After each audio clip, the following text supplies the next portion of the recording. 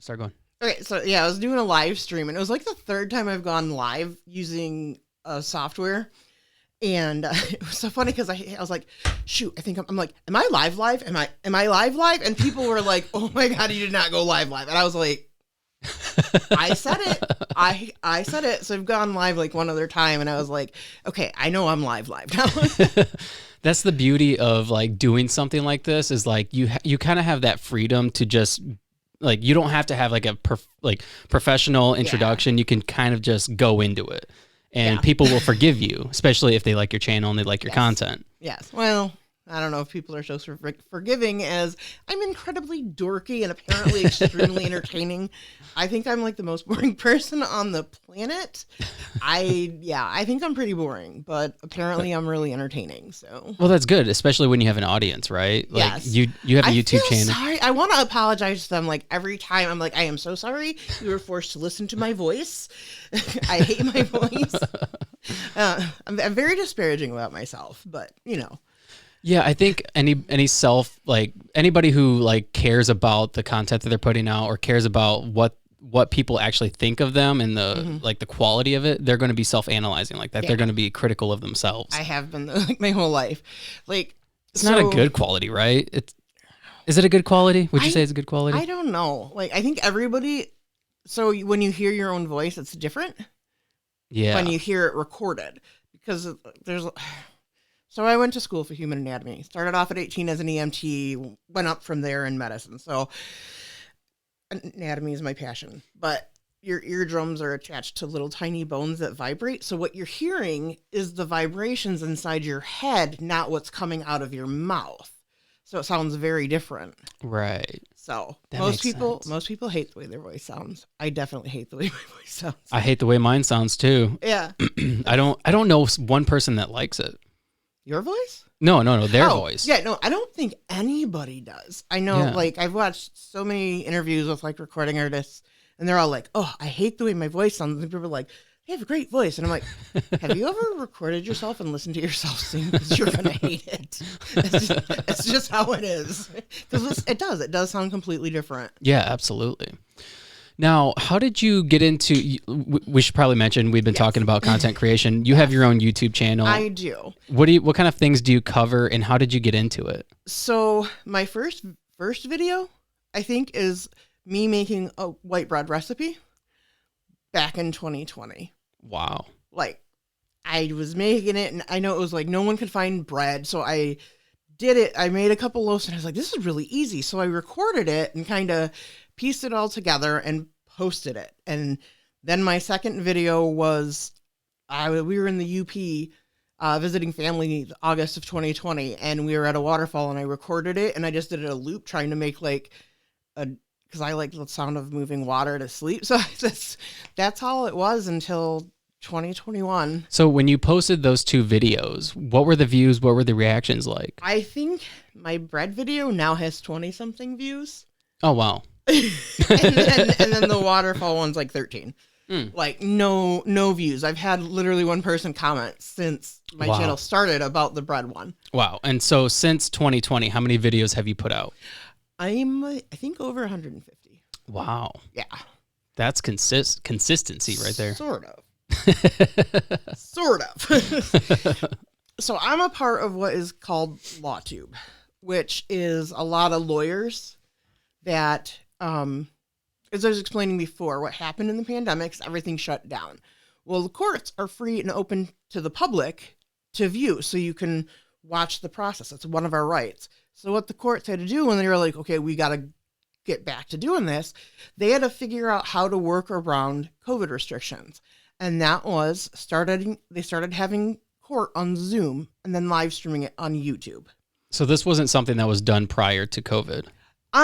There might have been a couple of places that did, but no, it was not widespread. Like literally every court did it. So what is the purpose of live streaming it? Because courts are supposed to be open and accessible to the public. Oh. So you can watch what's going on. You can, because for the most part, many judges are elected. So you're able to see, that kind of stuff, I guess. Yeah. I don't know. I don't know. So did you start doing this just for like sheer entertainment? Like what was the motive behind this? I actually never wanted a YouTube channel. Really? Yeah, never ever wanted one. Was not my idea.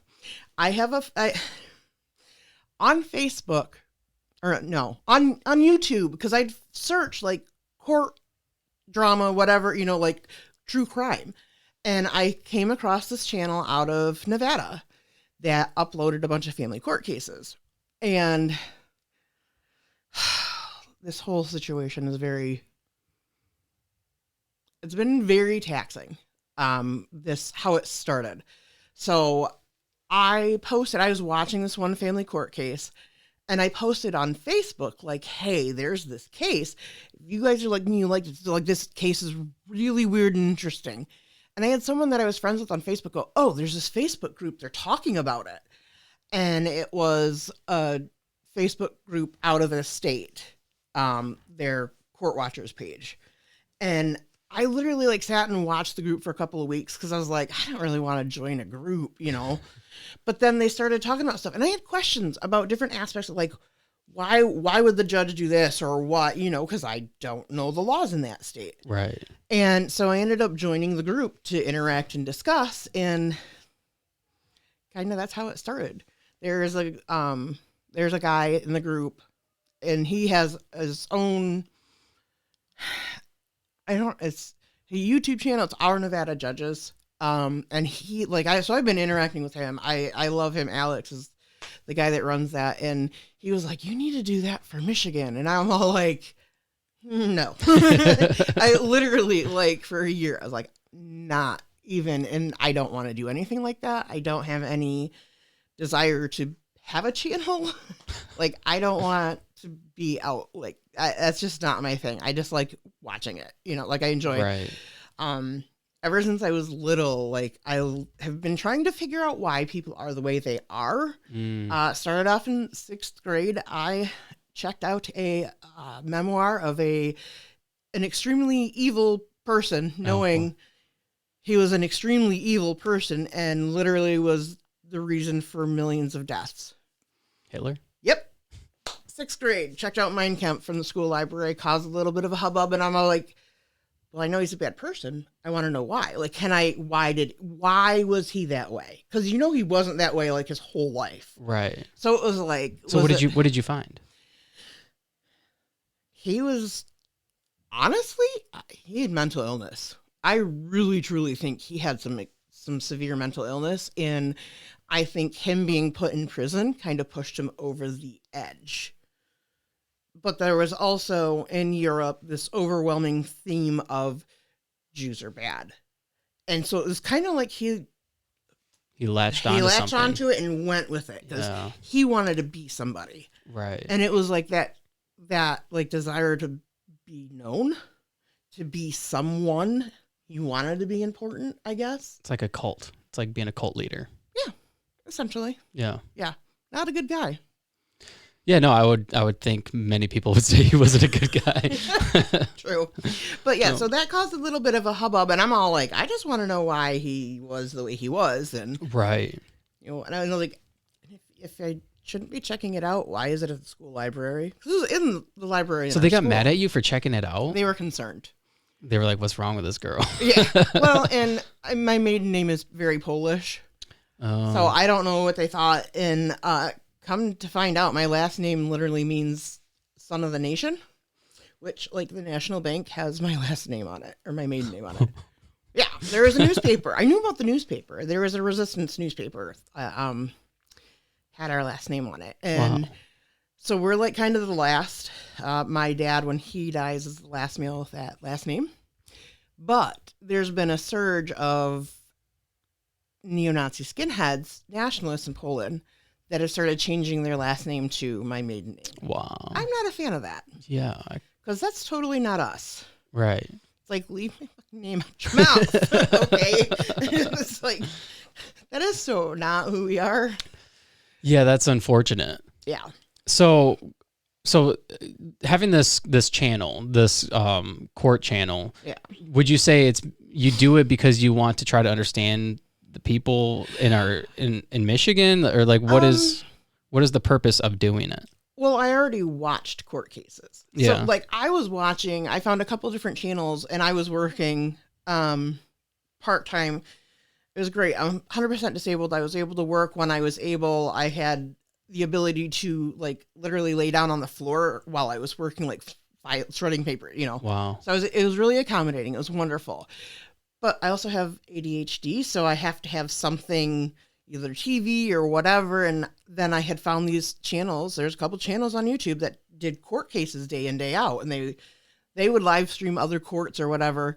And that's kind of how it got started. And I started finding judges here in Michigan that I didn't know about. And I would send a message to this one creator. I'm like, hey, there's this case in Judge Simpson's courtroom, which is Cedric Simpson out of Washtenaw County. And I was like, it's at this time. It's great. You're going to love it. And I don't know how many times I did that. And then he was like, okay, record it, upload it, unlisted, and then send me the link. And I was like, no, I don't want to channel. He's like, oh, you don't have to have it listed. Well, then after a week or so, he was like, just do your own channel. And I was like, I don't really want to, but I started. I didn't start even like with my face on screen. My voice wasn't even on it. It was just, I was typing comments. As I'm watching it, I'm typing literally what I'm thinking, a running commentary of my brain. So that's what you do whenever you're covering a case or whenever you're live streaming this case, you kind of share it, right? How do you don't share it live, right? I do occasionally do live streams, but I do not live stream a court live stream. Okay. Because this is where I'm different from some of the other law tubers. I will never release personal information. I will never release a victim's name, or the identifying information. I will protect all children, unless it's like a 17-year-old that's actually in court, I am more journalistic in that fashion. Okay. So I don't like to live stream because they do say addresses or phone numbers and emails. So how do you bleep that out? Do you just bleep it out? Yeah, I had my editing software. Okay. It takes a 10-minute video can take up to 2 hours to edit. It's a lot of work that goes into it. It's a little crazy. But I wouldn't want anyone to put my information out there. Yeah. I don't think it's right. And people are, the courts, they leave it up, or they do it. Yeah, but the courts also don't leave the videos up. Some of them will leave them up for a little bit. A lot of them will pull them down within a week. Really? Yeah.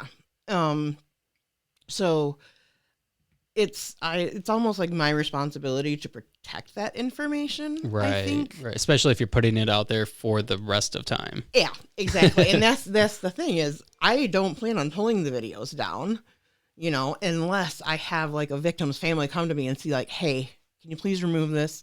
This is really, that I can understand it. I would do that every single time. So when you're covering a story, do you just kind of do it on the fly? Do you study it before you cover it? What is the process? So I watch, I don't know how many hours of court day in, day out. And a lot of times, and this is where ADHD is amazing, because I'll have like 4 different devices playing YouTube. And then I have my current iPhone. I had to get a new iPad, or I had to get an iPad. And then I have my old iPhone that I'll record on.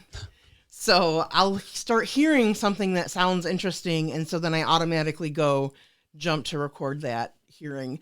And I do have to watch certain courts because they will, as soon as it's done being live streamed, it's done. Like you don't they don't leave it up at all. So I have to pay more attention to those courts. Right. But yeah, I mean, I don't really, I kind of hear what's going on, and that's about it. I don't necessarily really watch it. So kind of the reactions that you're getting, that you're seeing on the screen from They're legit reactions. They are. Or if I've actually listened to part of it, it's still what I immediately thought. Because that makes it as authentic as possible. Yeah. What is the worst case that you've shared? Well, that I've actually shared at this point, or that you've covered? So there is a case out of St. Joseph County. It was in front of Judge Middleton, and it is a severe child abuse case. 8 or 9 month old baby. Oh, jeez. They don't know how he was alive. Like, the pediatric child abuse specialists were shocked that he's so far doesn't really have any cognitive difficulties. Wow. Yeah, it was bad. And like, mom's boyfriend had just been released from MDOC like 2 months before. Whoa. Yeah. And those cases hit hard for me. There's another one. It's Elisa Williams back in, I think it was 81. Her not biological father, but her legal father had taken her from their home in Ohio, and he came up here with her, and she's never been seen again. And a couple of years ago, he was arrested. He's pulled off a CTA bus in Chicago, and he's not mentally well, and he swears up and down that he was kidnapped. Like, it's crazy. Whoa. So, but like when I watched, what caught me was the fact that he was like, I was kidnapped, blah, blah, blah, you know, and I'm like, what? Okay, I need to listen to this because, you know, that's going to be entertaining. Right. You know, but also kind of interesting, kind of like, why is this guy thinking he was kidnapped off the bus? And when I started, like, the other thing that caught my attention is that it was a state attorney general's office was there. So I was like, oh, that's something big.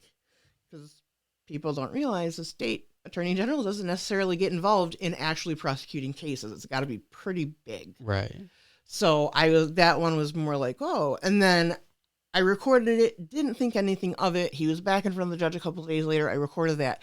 One of the other things, I'll record a case, I'll sit on it so I can have more than just a 2-minute little clip so that I can cover the case more in depth. And I will follow every case that I can as far as I'm able, which right now does not include going to actual courtrooms and recording. Are you allowed to do that? Yeah.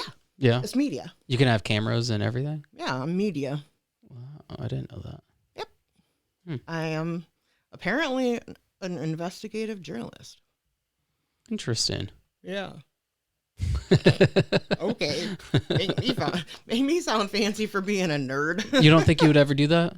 Oh, no, I would if I You had would? equipment. Oh, yeah. Oh, okay. Now. Yeah. I wouldn't have before. That was not my plan, but I'd do it now. So how would you, if you were to do that, how would you do that? Would you go there, record it, and then... Well, I'd have to first file a motion with the court. Okay. For media access. Oh, okay. So, yeah. And that my friend Alex can help me out with because he has to do that with all of his cases. You have to do that per case. Yeah. Wow. Technically, recording court cases that are on YouTube is not legal. Really? Yeah. I don't know why. It's a Supreme Court rule. They said, like, I'm not sure why they said it, but so far judges haven't been enforcing that one. I'm probably going to now be on a list of people that don't go after me. I don't have any money. They're flagging your YouTube. There's worse. There are definitely worse ones out there than mine. How many of these channels are in Michigan? Is there any other than yours? I don't think so. Really? Yeah, I don't. Wow, so you're onto something. There might be, and I just don't know about it. Because I spend so much time watching YouTube. Like, if I'm not watching court cases, I'm literally not on YouTube. It's very rare that I'm on YouTube anymore, which I should be out there supporting, like, fellow creators. But it's like, at the end of the day, I don't want to listen to it anymore. No, you shouldn't. And like, you should do what you want to do and listen to what you want to listen to. Yeah, which still includes serial killer. But it helps you with your craft, I'm sure. Yes. Yeah. Sure. Wait, when you said craft, I was like, it does not help me with spinning yarn or knitting, but okay, yes, it does. Sure. I mean, I did that all beforehand. That's why, like, when I first saw that meme about women that fall asleep listening to serial killer, I was like, yep. And my husband's like, oh, they're talking about you. Do you listen to Jen Carpenter's podcast at all? I don't think so. No. Do you know who she is? Mm-mm. How do you not know who she is? She does the So Dead podcast, I believe. No, I think I have listened to her. Let me pull it up. I might have. So I in 2006 was hit head on by a drunk driver and have a brain injury from it. Okay. So like I have memory issues, which makes it even more fun. What was the extent of the damage other than the brain injuries? Did you get a concussion? So we don't. Yeah, it was some sort of a concussion. My left frontal lobe has atrophied to about half the size. Whoa. And my pituitary gland is gone. Whoa. Yeah. Which we didn't know. I gained 100 pounds in like 3 or 4 months because of it. Wow. Well, years after my accident, and I broke most of my spine. Oh my gosh. What kind of car accident was it? We were in a old Achieva, and they were in a full size like F-250. They rear-ended? She turned. She had a red light and turned in front of us and hit. I was in the passenger seat. She hit the front, like passenger side front, and like there's like that much space between my knees and the bumper. Holy cow. I went up over the airbag, smashed. I still have a little, I don't know if you can see it. I think so. Little flat. Oh, yeah. Yep. Yeah. That's from smashing my head into the windshield. Oh, my gosh. So, had to quit working in medicine because of it. I tried to go back to work, and I think I made it like 3 or 4 weeks, and I was like, I couldn't remember what I had just seen a patient for. Nothing. I was like, oh my gosh. And what were you were a nurse? No, I was EMS. Oh, okay. Yeah. I would drive the 30 minutes to work and have to go into an exam room and sleep for like an hour because that drive was so exhausting. Whoa. It was bad. Yep. Wow. That's scary. In the hospital, I'd actually released me that same night from the hospital. Said, you tore some ligaments. Yeah. Oh my gosh. Yep. Did you go back? Nope. I've been back to the hospital since. They've tried to kill me many more times.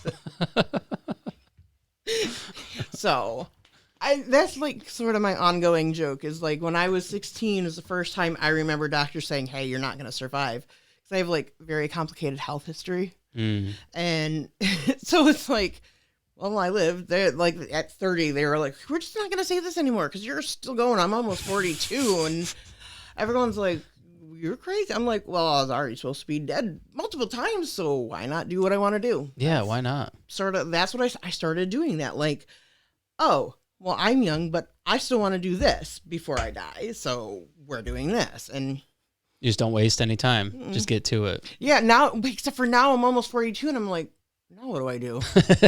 Set new goals. Like, well, it's like I've done what I really wanted to do, like, you know, whitewater rafting, hike a mountain, that kind of stuff. Like I already did it.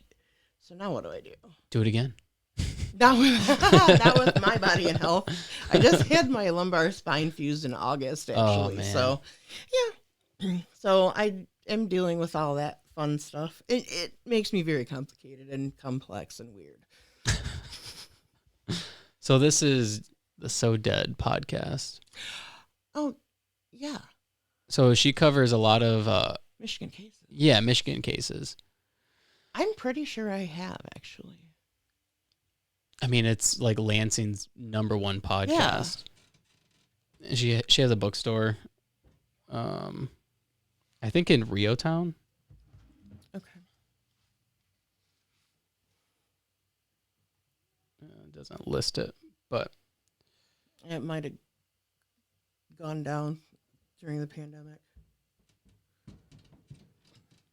But yeah, she was voted #1 podcast in Lansing. Just seen that the other day. 1 or 2 N's. What's that? I was looking up her name. Oh, 2 N's. Okay.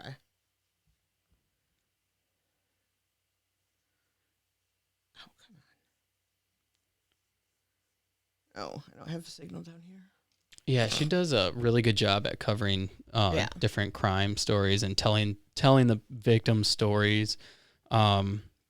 She just recently covered Shirley Mitchner's son's death. Shirley Mitchner, she's a lady locally whose son was like murdered downtown Lansing. They're assuming one of his friends pushed him over.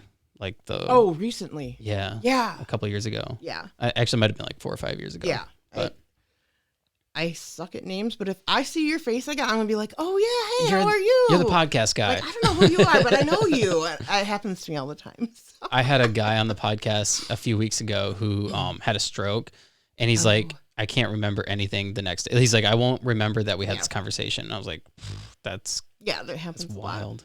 My husband's favorite story about like living with my memory issues is there was a movie I wanted to watch so bad, and it wasn't Jack Reacher. I don't know which one it was, but I was like, it's out. Let's watch the movie. He's like, we've watched it. I'm like, no, we have not. I have not seen it. I would know.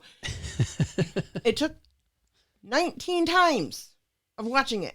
And then the last time I was like, I started watching it and I'm like, oh wait, we've seen this. He's like, that's what I've been saying. I'm like, dude, no, we didn't watch it together. And so he likes to remind me of that. Like I don't, it's a good thing I'm a nerd and I like to learn because I get to relearn a lot of stuff. So that is hilarious. That's got to be frustrating too though, right? I mean, you seem to Yeah. embrace it pretty well. Well, what what else am are I you going to do? be a miserable cow? Right. Like I have complicated health stuff. If I'm in the ER, they're busy, right? Am I going to take it out on them? Why? It's not their fault. Right. You know, they're trying to do their job. They're trying to help me. Yeah. I can't take it out on anyone else. It's my thing. I mean, yeah, I do snap at people, but like, yeah. Yeah. But as far as like letting your own physical conditions get you down, there's really nothing you can do about it. No. You know, you have to embrace I have to it. roll with it. Yeah. I mean, I get frustrated. I do. That does happen. I do get depressed from it. You know, it's very frustrating when, like, I can't trust my own body a lot of times, and that sucks. Because, like, my body has failed me so many times. Mm-hmm. And it's hard because I've always been, like, a very physically active person. So, you know, like, when I couldn't even trust my body to hold up its own weight.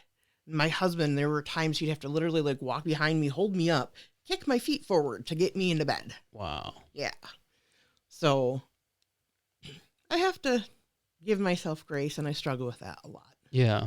Do you still struggle with the not having control of your body or trusting No, it? not so much. Not since I had the fusion. I've been getting more and more feeling back, which is nice. The first night of surgery, they made me get up and go to the bathroom. I was in so much pain. Literally, I had like well below what would have been considered anything remotely close to being pain management at that point.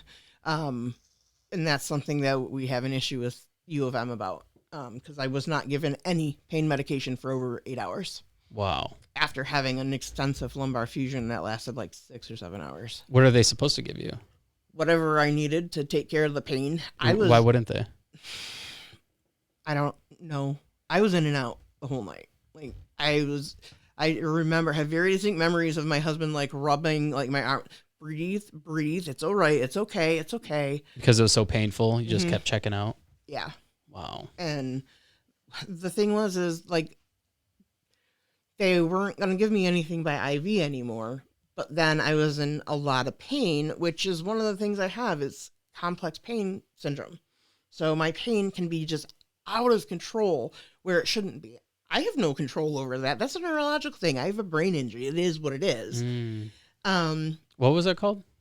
Complex pain syndrome. It's sort of like a garbage dumpster term at this point. I want to look it up. Complex pain syndrome. The more known one is the complex regional pain syndrome, but it's more, for me, it's global. So it's not just necessarily one region. Right. I mean, it would make sense that if you had a brain injury that your nerves wouldn't quite work properly. You would think. I mean, I had my spine fused because of spinal cord damage. Yeah. I'm going to be in pain. That's an extremely painful surgery. So would it be kind of equivalent to like chronic pain? Yeah. It's like chronic pain on steroids. Okay, let's see here. I don't even know what it officially says about it. Let's see. They might just call it chronic pain. Let's look at WebMD. Okay. See, yeah, it pulls up the regional pain syndrome, which is typically like if you've had it, like you'll have it when... In a certain area? Yeah. Okay. Well, let's read this. Complex regional pain syndrome, CRPS, also called reflex sympathetic, sorry, dystrophy syndrome. You should just read this. Okay. Complex regional pain syndrome, CPRS, is also called reflex sympathetic dystrophy syndrome, is a chronic pain condition in which high levels of nerve impulses are sent to an affected site. Experts believe that CRPS happens because of dysfunction in the central or peripheral nervous system. It is most common in people between ages 20 to 35. It's rare in children and seniors. It affects women more often than men. There is no cure. Wow. And this is where, like, so there's not really a cause. But for me, like, it won't necessarily just be, like, just my arm or leg. It can be, like, my entire lower half. Right. And that, I think, stems more from the spinal cord injury. It's like, I've been diagnosed with a couple of different things that it's like, what? What have they diagnosed you with, if you don't mind me asking? Hold on. So, severe TBI is also associated with complex regional pain syndrome, formerly called reflex sympathetic dystrophy. Patients will serve TBI. Patients with severe TBI. I can't read today. I went for a 6-mile run, and now my brain's just kind of scrambled. Okay. Patients with severe TBI were found to have a 12% incidence of CRPS. Okay. Yeah. Let's see. I actually was on my... I was just wondering what they had to say about brain injury and complex pain syndrome. So I actually did screenshots of some of my different, because I started a second channel, which is more about my health and my personal stuff. Okay. So, like, advocating, because a lot of stuff that has happened to me, it was always, it's in your head. You know, you're exaggerating whatever, but no, that's not the case. It's not, well, some of it's technically in my head. But, you know, every time I see a new specialist around, they're like, you advocate so well for yourself. You give such a great history. And I'm like, I have to. Right. You know, and there are people out there, like, I come from a medical background, so I know what I'm saying. Right. You know, and I'm like, I hate saying I'm not an idiot. So what are their thoughts when you go in and you advocate for yourself? Do they feel like you're just trying to get drugs, or what is it's hit or miss. Yeah. It really is. It can some are like, oh no, you know, you don't know what you're talking about. Like, I'm the specialist and I know, and I'm like, that's great. You're the specialist in this field. I'm the specialist of my own body. Right. And I've literally said that before. I will walk into a new patient appointment, and this is what I tell people all the time. You walk into a new patient appointment, and it's so they can get to know you.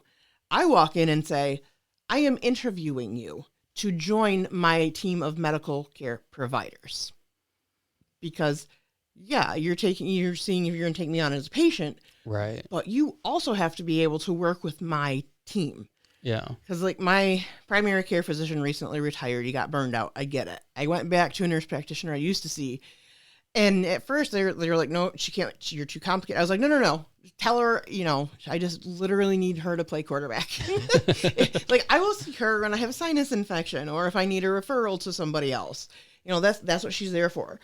And it's like, I am complicated. I mostly see specialists, but I do have to go see new ones every once in a while. And I will tell them that, like, if you're not able to work with a team dealing with my health because it's very complicated, no, that's a no. I can't have a provider sitting there trying to tell me it's in my head when I know it's not. Yeah. You know? Yeah. And I get told that a lot. I mean, when they tell you that, what is the solution to that? Like, what do they want you to do to fix it? Do they say? I mean, because if they say it's in your head, there's got to be a way to fix it, right? No. So how do you get it out of your head? They don't want to deal with the complexity of it. And I'll tell them, like, I get it. If I'm too complex for you, good. We're good. I understand. But I'll also more willing to respect you if you say, whoa, I don't know about this. Let me look into it, and then we can come back to it. Right. Perfect. Because Right. I know you don't know everything. Because I know they don't know everything. Yeah. I know we all went to school, like, it's, I know you can't possibly know absolutely everything. It's not possible. Right. But you have to kind of approach it as like a group think sometimes Right. because there's Yeah. multiple things going on that are they're multi-specialty and they all interact with each other. And historically in the United States, healthcare has been each individual system is separate from the others, and we know that it's not. So, What do you mean by that? so like, say you're diabetic. Well, that's just because you don't eat well, or you eat too much sugar. But no, that it's not necessarily that you're obese and you eat too much sugar. For me, it's genetic. I was able to hold it off until my mid-30s. I did a really good job of it. It's still wildly out of control, but I can eat a peanut butter and jelly sandwich and my blood sugar bottoms out to 70. Oof. That makes no sense because jam is high in sugar. Right.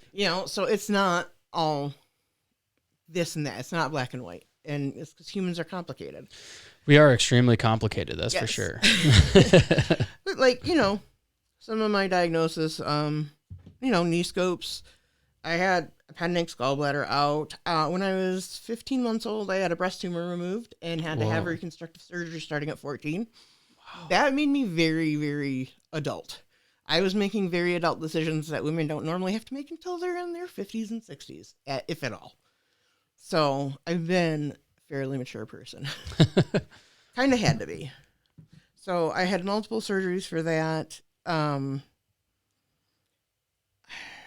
Oh my gosh, so many. I've been diagnosed so the latest thing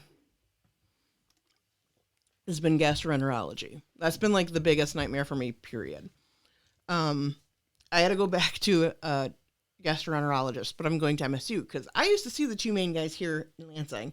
Every time I would get an appointment with the different doctors, they'd order different tests, and then the tests would come back and they're like, okay, so no, it's not that, it's this. Okay. Then the next guy was like, oh, no, it's not that diagnosis. It's this. And like, I was having trouble swallowing again. And I was like, oh, I need my esophagus ballooned. Went in Monday, right? I didn't need my esophagus ballooned at all. I'm having trouble swallowing because my body is not moving the food through. So it was 10 and a half hours later and my food from the day before was still in my stomach. Wow. So what do they do to help enhance the? I have a connective tissue disorder that's genetic. It's called Ehlers-Danlos syndrome. It's a collagen disorder. Unfortunately, the dysphagia and the I keep forgetting what the word is. I should know because I just had to look it back up because I did a video about it that's uploading right now. Want me to look at it? Look it up? Yeah. Gastroparesis, that's it. Okay. That's how my brain works. It's so frustrating. Mine does the same thing. It's very common in people with EDS. And like, I didn't talk to the doctor afterwards. I talked to her beforehand and she was like, yeah, we're going to get to the bottom of this. And I saw her physician assistant and she was like, okay, we're just going to literally scrap everything. We're starting over from scratch. I'm like, sweet, that works. We think why it wasn't caught before was because they'd always do the upper and lower GI at the same time. So for the lower part, you have to take medication to empty out your system, which will eventually pull everything out of your stomach too. Mm-hmm. So that's why it wasn't necessarily seen. But my husband was like, is it because of the EDS? And she was like, it's very likely. Wow. Which is something I've been trying to say for 10 years, like going through all this. I'm like, are we sure it's not this? Because I'm telling you, like I'll get a migraine. Don't eat that whole day. And I start throwing up and I'm throwing up food from the day before. They're like, no, that's not possible. Were you there? I'm like, this is literally, I'm just like. So what did they do? What did they do when you told them that? About what? That it was, when they figured out it was due to the EDS. So we don't know. It's likely. It's very connected. We don't know. I have to have more testing done. And they put me on this weird, like,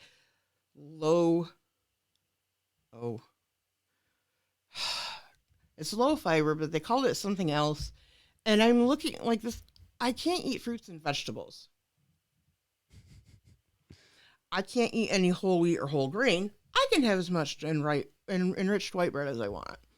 I can have peas if they're cooked and peeled. I'm like, what? What can you eat? Junk, basically. Oh, and chocolate. Apparently chocolate is high fiber. Oh, wow. Whatever. I ate me some chocolate brownies. I don't even care. I was like, I'm doing it because the next test isn't until middle of April. So, and they're like, oh, it's only going to be a week or two. And I'm all like, okay, I have a whole bunch of bananas that are going to go bad. You know? It's like, well. That's got to be extremely frustrating to not be able to essentially live a normal life as far as being able to eat whatever you want and just have a normal health. Yeah, it is. It gets very depressing. Yeah. It's very isolating. Is there times of the year where it's worse? Oh, definitely in the winter. Yeah. But is it because you're less active? Or no, it's because there's no sun. It's like everyone in Michigan gets seasonal affective disorder basically in the winter. You know what's interesting about that is I used to get it really bad, but this year I have not got it at all, and I think it's because this is the first year I've ever like during the wintertime pushed having like a morning routine, getting up and working out, and then like journaling and goal setting and doing those things every single day has helped me just kind of keep moving forward. And I feel good. Like I feel energized. Usually every winter I get so depressed. Yeah. I hate it. Like I hate winter. I hated Michigan. I'm not from Michigan. I hate Michigan. I was born in Oklahoma, but my dad's from Lansing. So we moved up here when I was 3. Wow. I'm from the Sunshine State. Yeah. So are you Florida man in Michigan? Yeah. Uh-oh. No. Now, what have you done to deserve Florida man status? No, I don't know. I don't even know what that means. You don't know about Florida man? No, what's Florida man? Oh my Lord. I just assumed that I was the man from Florida. No, some of the dumbest criminals on the face of the planet come from Florida and they do absolutely stupid stuff. That's because Florida's a wild place. Yeah, that's Florida man or Florida woman. Like literally crazy stuff. Like I want to say there's one story. It was like a guy got arrested for feeding an alligator meth or something. What? Like, what? Yeah, it's like, wait, what? Oh my gosh. That's Florida, man. Florida is a crazy place. Have you ever been there? I have once. Okay. I went in February. So my friend was moving back down to Tampa. And I was helping her pack to go, but she had a friend that was going to drive her car down that canceled. And it happened to have snowed like 6 inches that night. I literally woke up and I go, I'm going to Florida. And so we get down there in 24 hours. I literally called my professor standing in the Gulf of Mexico going, I'm not going to be in class tonight. And he's like, why? I'm like, well, I'm kind of standing in the Gulf of Mexico. And he's like, haha, funny. And I'm like, no, I'm serious. I'm literally in Florida right now. And he's just like, what? And he was one of my bosses. So it actually just made it funnier. That is funny. I was like, I'll be back for work in 2 days, though. So we're all good. So, yeah, that's the only time I've been to Florida. That's funny. I had to pull over on the side of the highway trying to come back up because it was pouring so hard you couldn't see anything. Yeah. I was like, what the hell? That's interesting, too, with Florida. When storms come through, because it's such a narrow state, they just kind of come through and then they're gone. Yeah. They just so nice. blow right over. Yeah. Sort of how Michigan is, though, too. Yeah. Not necessarily as crazy intense, but definitely extreme. Well, we had snow and ice, and then yesterday it was 40 something? Yeah, it was like 42 degrees, and then today's supposed to be 48. Yeah, I don't know. It's like, what? I was driving home from Walmart, and I was trying to get out of Walmart before it hit, and I got to my car. My car wouldn't start again. And it was fixed, and I'm like, you're kidding me. So I'm like on the phone with my husband. I'm like, oh my God, my car's at him. I'm like, it's coming in. And so he'd got like a tow truck. He was coming to get me. And I went inside, and I was like, fine. I literally like left without finishing shopping because I was like, oh crap, it's snowing. So I was like, okay, I've got everything. I'm good for now. And then I went back in and finished what I was going to get. And I come back out and get in my car, and it started. What? I was like, what's the hell? So I'm calling my husband. I'm like, how far away are you? Because you're about to kill me. And he's like, why? And I'm like, because my car just started. He's like, jeez. So it's a good thing, though, that he came home early because I was like, I need to put gas in the car because I'm like on E. right above E. And my dad always preached to me, you never let your tank go below a half in the Yep. wintertime in Michigan because the water will freeze. So the water vapor will freeze. And he was like, no, you're not going to stop. I'm like, no, I have to go to the gas station. Has anybody ever had that happen to him? Back in the day, yeah. Yeah. Like in the 70s, but I don't think nowadays. No, I don't think so. I don't think so, because it's sort of a closed system. I don't know. I am not a car person. My husband is. But as far as I know, no. But it was pounded into my brain since I was 5 that you do not let your gas tank go below half in the winter in Michigan because your lines will freeze. My sister's the same, so I'm not the only one. But sorry, I think no, you're good. good. Chair, okay. I was not trying to play footsie. No, you're good. You're good. But I got to the gas station. My husband had called his mom because we had a refill for the dog to pick up at the pharmacy. So she went and picked it up for us because we weren't going to make it in time. And so he was like, I'm going to stop by my mom's house and I'm going to get it. And his truck stopped. It died. My gosh. It was like, I guess it was like stalling out the whole way to the home. But he had it happen last summer. It got wet or something. Something's loose and water had gotten up in his truck from the rain. And it stalled, so we actually went and picked it up yesterday, and it started right up. So of course.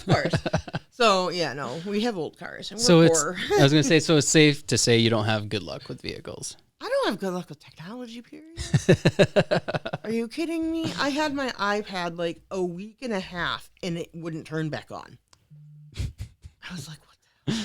Oh, it was operator error because I didn't do the combination right for a forced start. So the buttons were different. One thing I wanted to get to real quick on the podcast was that I believe it was you were talking about creating a documentary. Yes. Okay. Tell me about this. This is where I was going with when we talked about like what was the worst case, child abuse. When I was a kid, we went and saw a pediatric dentist, which in the 80s didn't exactly exist. He's a bad guy. I remember literally sitting in the chair with the little gas mask on, and it would get turned up so high. And when you get nitrous oxide, if it's too much, you get too deep, it starts getting real tinny. But so there would be songs, like I have vivid memories of that, and I'd like start to freak out. And he would come and like just clamp his hand on your shoulder and dig, telling you to calm down. I don't like talking about it because I'm talking with other survivors. I can tell you this. Our stories are literally almost identical. We all thought we were the only ones, and we're not. There's so many of us. But is this dentist was he practicing recently? So he was convicted of CSC of a kid. I think he said Ryan Lewis. It's public knowledge. He had went to the police right before statute of limitations, and so he was arrested for that.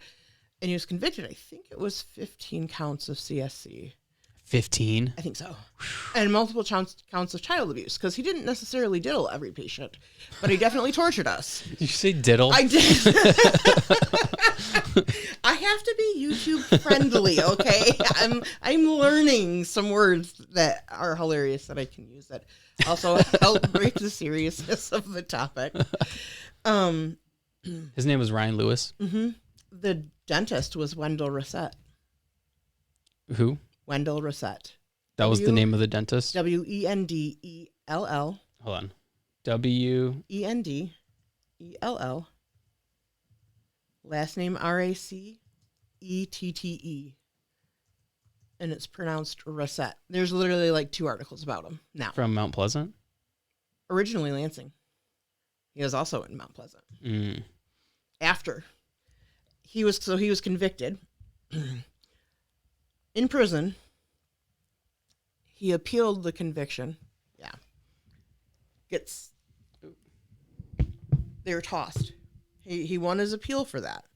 Because there was, quote unquote, impropriety in the prosecuting attorney's office, which was Ingham County. And then Stuart Dunnings gave him a sweetheart deal. No contest, 1 count of child abuse. No registered sex offender. No more jail. What? Yeah. When was this? That was 2016. Okay, yep. He literally, I found out, took the plea deal on my birthday. Wow. Yeah, that makes me mad. Wow. Sorry. You're fine. I'm gonna read this real quick. Yeah. Because although he said he did it reluctantly, an Ingham County judge honored a plea agreement between prosecutors and a former Lansing pediatric dentist whose convictions for raping a boy younger than 10 had been thrown out. The plea agreement called for Wendell Reset, 69, to be sentenced to 1,246 days, a little more than 3 years and 3 months, after he pleaded no contest to a single count of first-degree child abuse.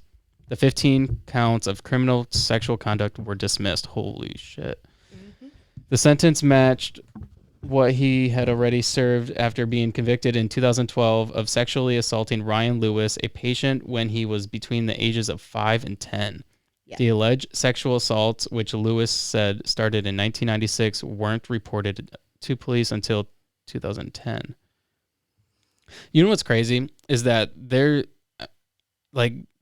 so my wife went to this dentist, and I think there's many of them out there. Yeah. That's what scares me more than anything. There are issues with this case that I have, why he was able to get away with so much. Because he started in the 70s, and he didn't lose his license until 2010-ish. That's crazy. But after his appeal, he was able to get his license back. What? Who and the Department of Licensing for Michigan gave him back his license to practice dentistry on children. It was revoked like 3 months later. That makes me mad. That's one of the answers I want. Why was he allowed to go and practice on children again? Like, who thought that was a good idea?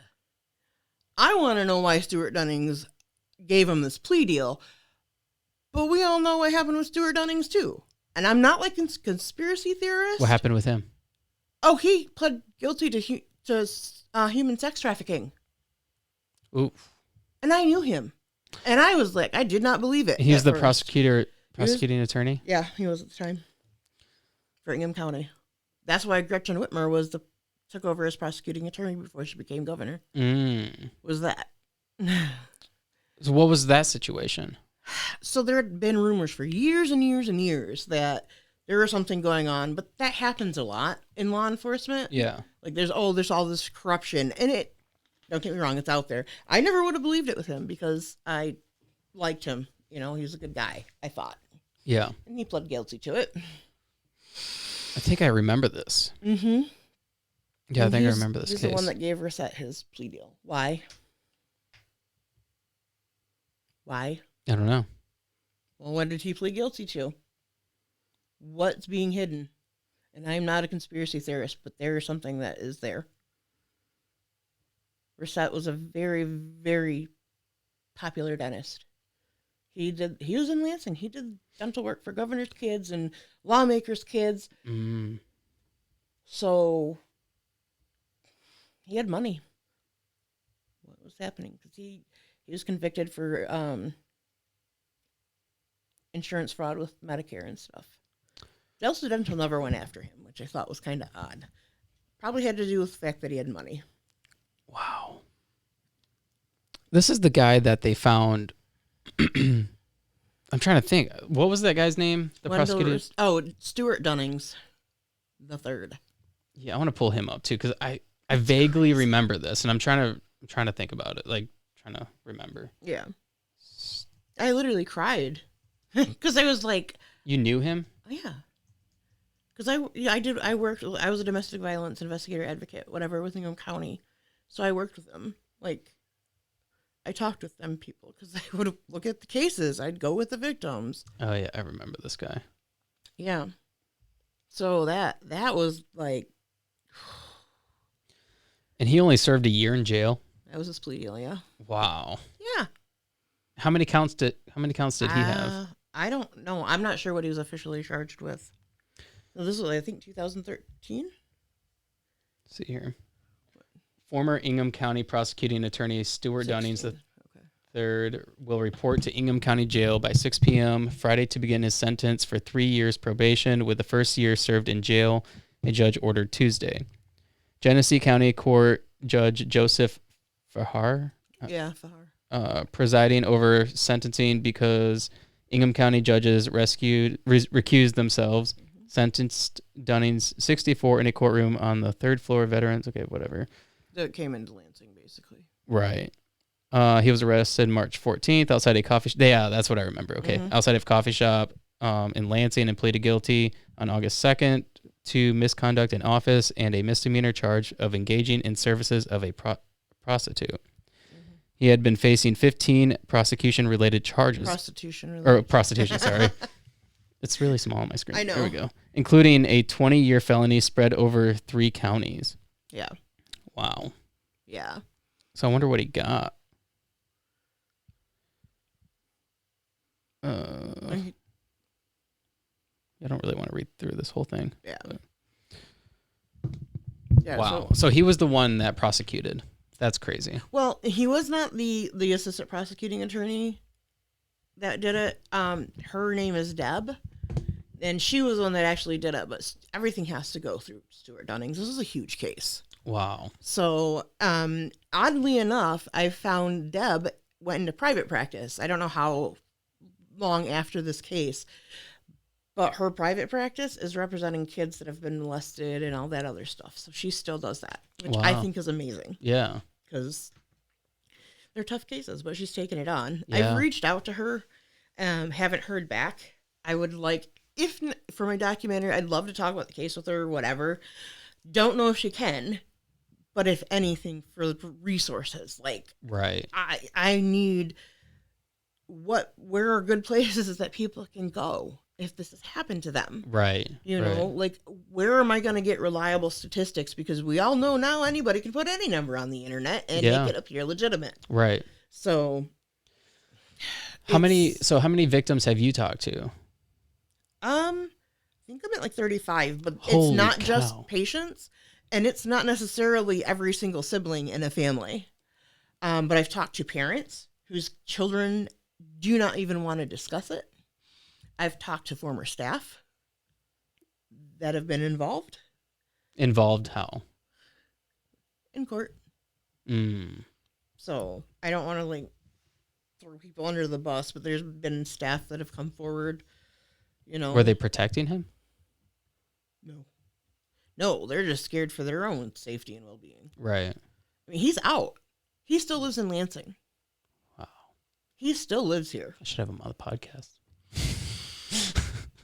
Let me grill him. I don't recommend that because that would not. No, I don't want him to know where I live. No, you have kids. I also don't want other people to find him, basically. Right. Yeah, no. He's a bad guy. He is a bad guy. That's not. Yeah, like, I mean, I remember my sister would go back and she'd be crying, and so I'd be trying to fight, and there was a separate side room that we would get tied down and locked in. We were on nitrous gas, and he would walk away and leave us there for hours. What? Forever. And every appointment there was new concerns. Like, literally, we had like a standing appointment every month. I had crowns on all of my molars. He did what he had called preventative dentistries. Oh, I can see there's going to be a cavity that's going to form there, so we need to eliminate it. Wow. But he wouldn't fill it completely, so then a cavity would develop. And then you'd have to go back. And we had to go back, yeah. So, I mean, I had a root canal as a teenager without anything. No light, no Novocaine, nothing. I white-knuckled it the whole time because I was so terrified of being numbed, like, wow. all of it. Because, like, he would jam the needles in. He would give you barely a little bit of it. By the time he came back to do it, it was all worn off. There was, I think it was one of the judges said that he was the worst sadist he's ever seen. He was a sadist. He enjoyed inflicting pain on us. Oh, my gosh. And he would threaten to kill our siblings or our families if we said anything. So we were all threatened to keep our mouths shut. And when you're a kid, you know, I was 6, 7, 8. Is this practice still open? No. One thing, it was up by Frandor. And the funny thing is, everyone I've talked to, when they're on Saginaw at Frandor, if they don't turn to get down, you know, onto whatever to get down to 496, they start to freak out because you're going to have to go right past this practice. Where was this practice at? So it was right there on Saginaw, heading west by, like, the armory. No.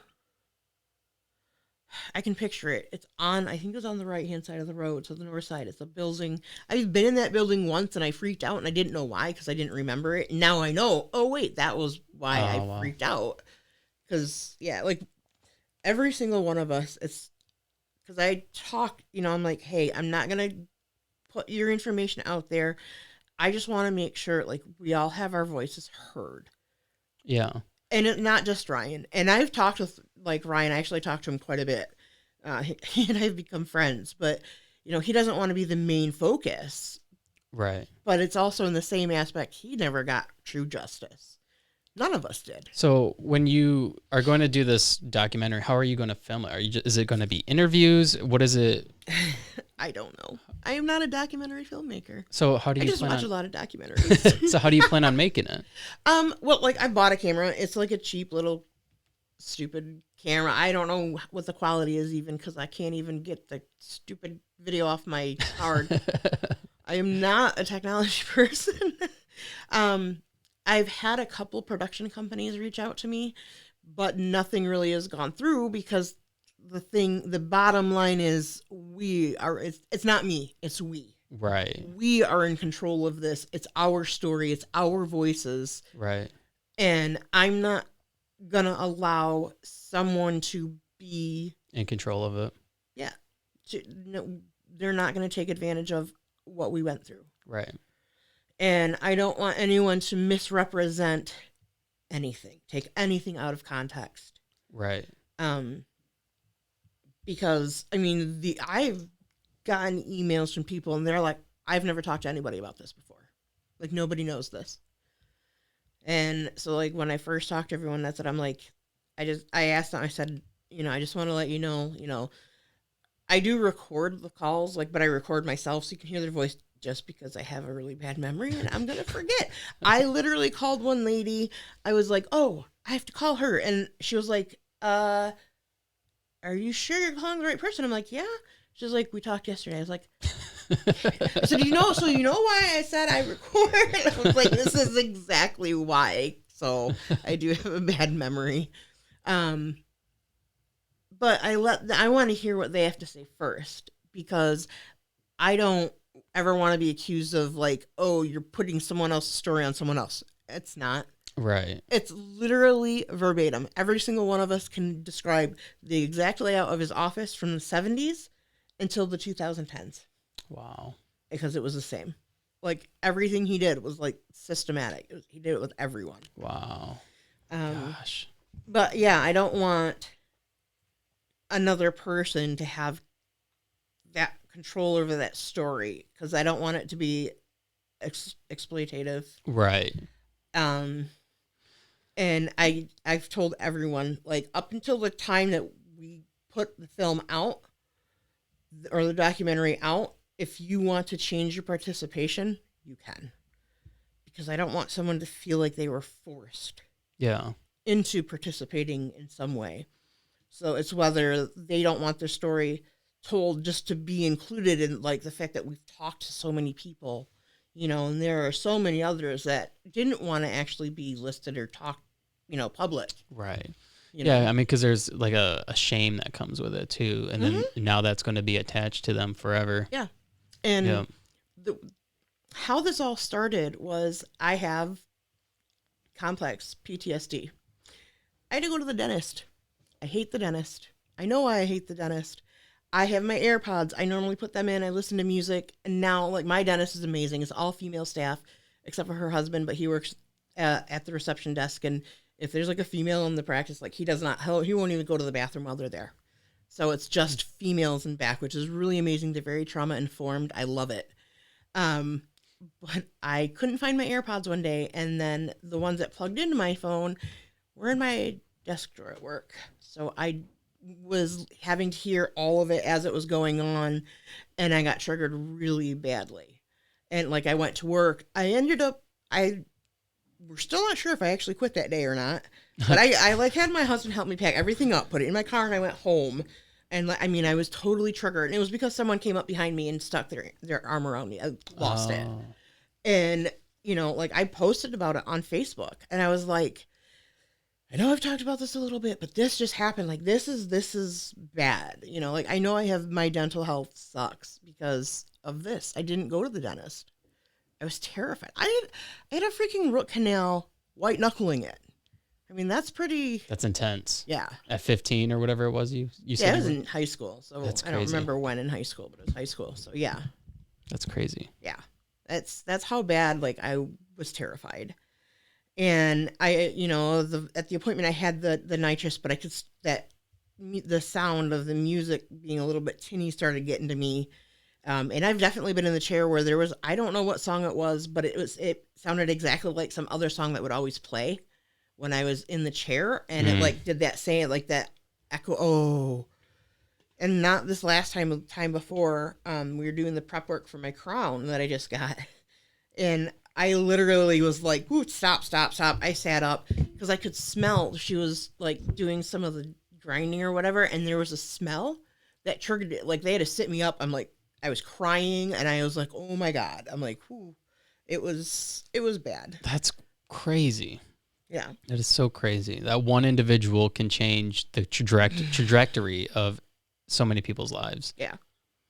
But I made the post and I was like, this is the dentist I went to. And I like posted screenshots. These are the articles about him. Like, I'm not making this up. Like, this really happened. And there are so many people that I went to school with. We all saw him. Nobody knew that we all saw him. Wow. Then there's people I've met as adults that have seen him. And my primary care, one of the nurse practitioners, she was like, my husband was a patient at his. He won't go to the dentist. It's like, so he was doing things to everyone. It wasn't necessarily as sexual with girls that I have found out. He's more sexual with men or boys? Boys, yeah. I've heard some with girls, but I have not. But then again, I've only talked to some 35 people. Was he married or anything? Yeah, had kids. Wow. Yeah. Have you talked to them? No. Will you? Not unless they reach out to me. I will not reach out to anybody. That I have my information. You know, like, I've made posts about it on Facebook, and you've probably seen one of those posts. Yeah, probably. Like, yeah. I have a bad memory too. Okay, so we're doing great together. So, I make the post and I'm like, share the post. If you know someone, have them reach out to me. I will not contact someone because I am not going to put someone in that position to be further traumatized if they're not in a spot to handle it. Mm-hmm. And but they might not know about it. Well, they know, yeah. Unless they have bad memories. I mean. No, what I mean is like, so like, for instance, his kids, they might not know that you're doing a documentary on it, but they might have something to say. I don't know if they do. I have been contacted by people that know them, and I'm like, give them my information, but I will not reach out to them because I don't want to. My concern is someone doing something to themselves that is regrettable. Right. I don't want to be responsible for that. That I would really, really struggle with that.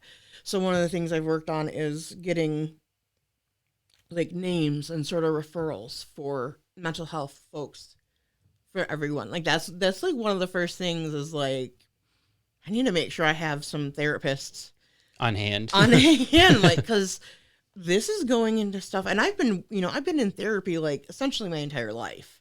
So I am definitely at a way better place to handle this than most people. Yeah. My little sister, she can't talk about it.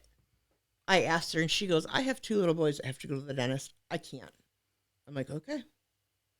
Fair enough. I'm not going to push her. I mean, I guess it's a good thing that practices are so much better now. I mean, there's standards around it. No, you don't think so? No. Really? Do you know how many? I have gotten messages and comments from people. When was this? When did this happen? Where was it? Jackson, Ann Arbor, other dentists and specialists in Lansing. I mean, if you look at it, who are we overlapping as an actual physician in this area alone? What do you mean? Larry Nasser. Right. I mean, if it's that, you think they're all entangled with each other? I honestly don't know. I probably at some level.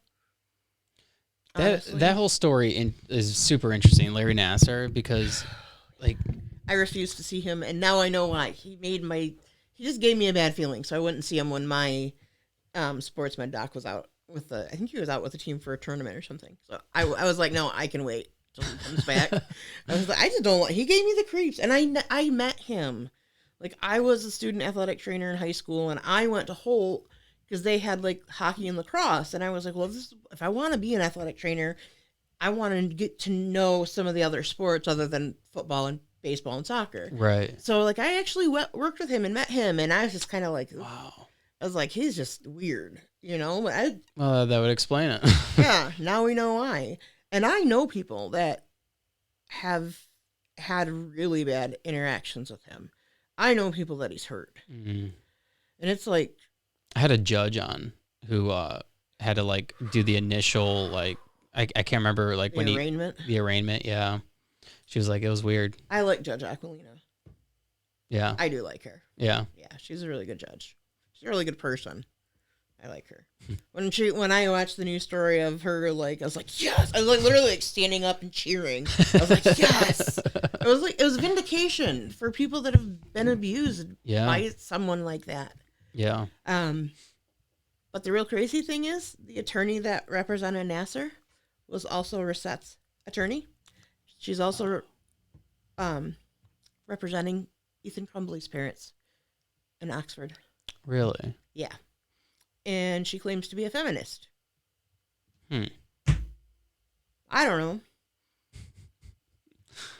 Protecting those two people, and you're going to sit there and say you're a feminist? Yeah, I mean, how could you protect Larry Nassar and say you're a feminist? I don't know. I don't like her. I've never met her, but I don't like her. I don't ever. Do you think wanna it's meet like her. a status thing? Probably? Like, Yeah. oh, I'm a good person. Mm. And I get it. They are allowed representation, but when you hit when you're doing those two, and then I start to question you. Yeah. Yeah. I mean, I don't know how anybody could get behind Larry Nassar. Get paid to do a job, I guess. Yeah.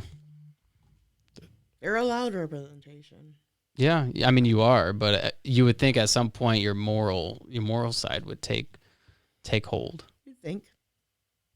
At least But for then me. again- That's why I'm not. Yeah. But then again, we have people like Larry Nassar and Wendell Resett.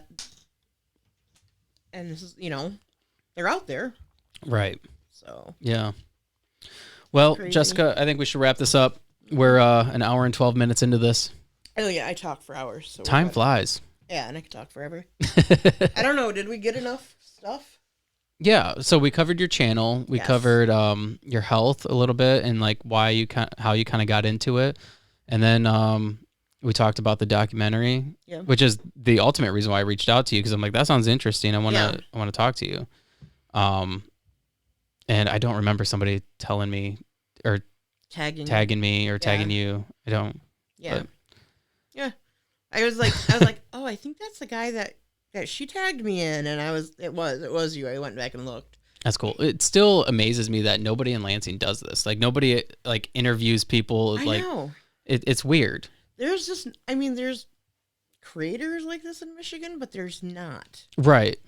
It's definitely more popular in other states. It is. I don't know why. As I say, Michigan is a nation unto itself, and we kind of operate by our own policies here. We really do. Yeah. Yeah. A friend of mine says it's South Canada. That's what he calls it. Not as nice though. We're not as nice as Canadians. True, for the most part. just don't cross us, and you'll be all right. There we go. That's the rule. That is the rule. All right, Jessica, thanks for doing this. Yes. This was fun. Thanks for having me. Absolutely.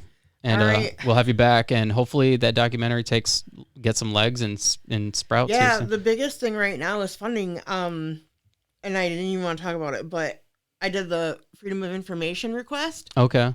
$600 and some odd. Oh my gosh. Yes, just for the time that it took for them to gather all the information under that.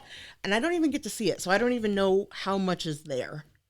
Oh my gosh. But I'm on disability. I don't have $600. I was not expecting something like that. That is crazy. Yeah, So we've talked about maybe doing a fundraiser, but that's not my wheelhouse. I don't know. right. Yeah, I mean when you start accepting money from people and it becomes like, it's kind of, Yeah, I get it. it's like, I'm not doing it for money. If it goes wide, good. I want people to know that they're not alone. Right. That's my biggest thing. Is Right. I thought I was alone. Everyone I've talked to, we've all thought that we were alone. We're not alone. It happens, and like, I know parents feel incredible guilt because of it, and they shouldn't, because they didn't know. Right. So, like, that's the point, is letting everyone know, hey, you're not alone. It does happen. You are not the only one that went through this with him. Well, and then also by sharing the stories, I mean, because clearly you said that this is still going on. Yeah. It would kind of put out there like, oh, maybe these are the warning signs. These are the things you should pay attention to when you're sending your kids to the dentist. Yeah. Yeah. If you're not allowed to go into the back exam area with your child at the dentist, Yeah, that's a problem. go away. You need to find a new one. I don't Yeah. care how good they're supposed to be. Don't do it. Right. And there's a problem there. Exactly. So that's like the bottom line of it. But unfortunately, I'm also constricted, like trying to get stuff that the county doesn't want out there, which is why I think they're putting such a high price tag on it. Well, hopefully somebody will come forward and pay for it. Santa Claus. All right. All right. So All right. yes. All right. Thanks for doing this, Jessica. It was fun. Yeah, And I great. look forward to doing it again. All right. We'll talk to you soonish. All right. Okay.